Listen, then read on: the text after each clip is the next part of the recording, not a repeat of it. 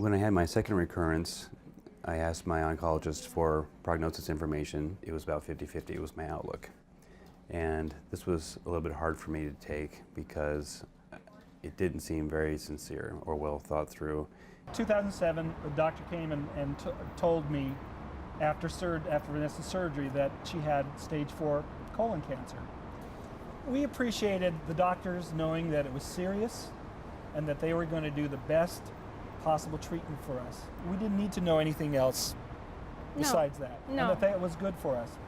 My son and my daughter went with me for the diagnosis. I was given 5 months to live. I thought, expletive, expletive, no human being has the right to tell another human being how long you can live. Prognosis is an estimate of the likely outcome or course of a disease. Talking about prognosis for people with a cancer that has a, not necessarily a great prognosis, it's pretty scary. Many people have this tremendous resilience that comes out when they can start to grapple with what they're up against. And if we don't provide the right kind of communication, they never have the chance to do that. Your future, your goals, your way. We're often waiting for this question about prognosis or how long exactly do I have to live. And that question never comes because the patient is asking about the future in a different way. They're asking, am I going to make it to the graduation? Can I take the trip? Can I make plans? For almost everybody, talking about the future is really important. And the challenge for me is to figure out what's the piece of information that I can bring from my medical expertise to their question. What I've been looking for is to know, what are the odds are that I'm going to survive?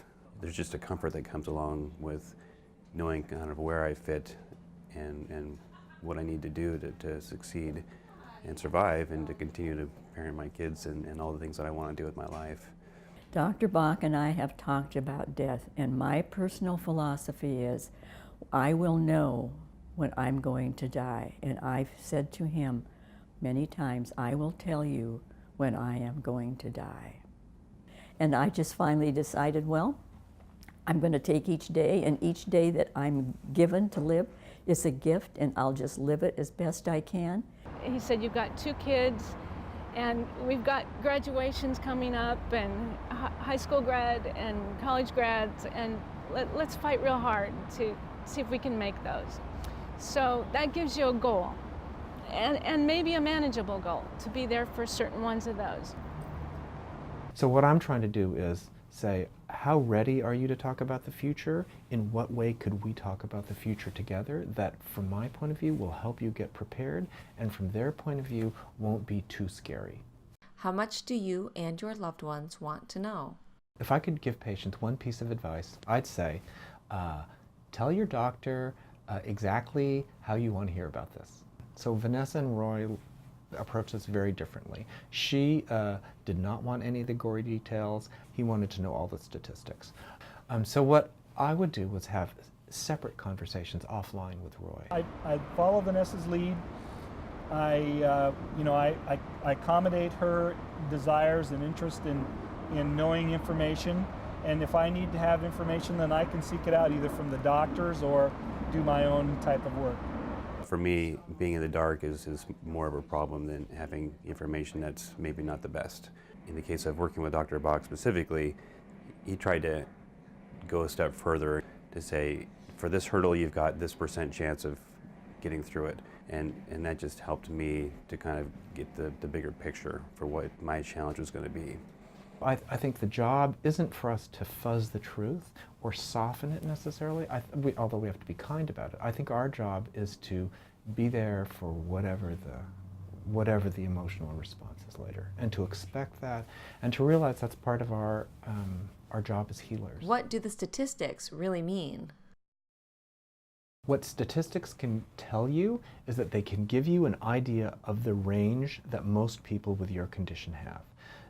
What statistics can't tell you is exactly when something will happen to you as an individual.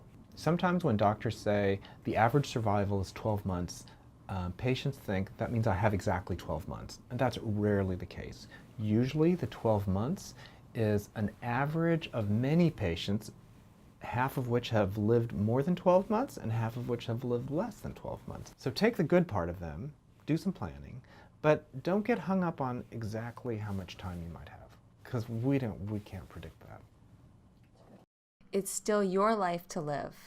What's a tube of toothpaste? Well, it says I have made it another month or 6 weeks because I get to start a new tube of toothpaste. And the tube of toothpaste is my guideline to, wow, I made it another few weeks or another few months. So for me, what I've tried to do in the past is just jump back into my life, get my job back, go back to work and take care of my kids and my wife, and just appreciate what I've got. I have a choice here I can make.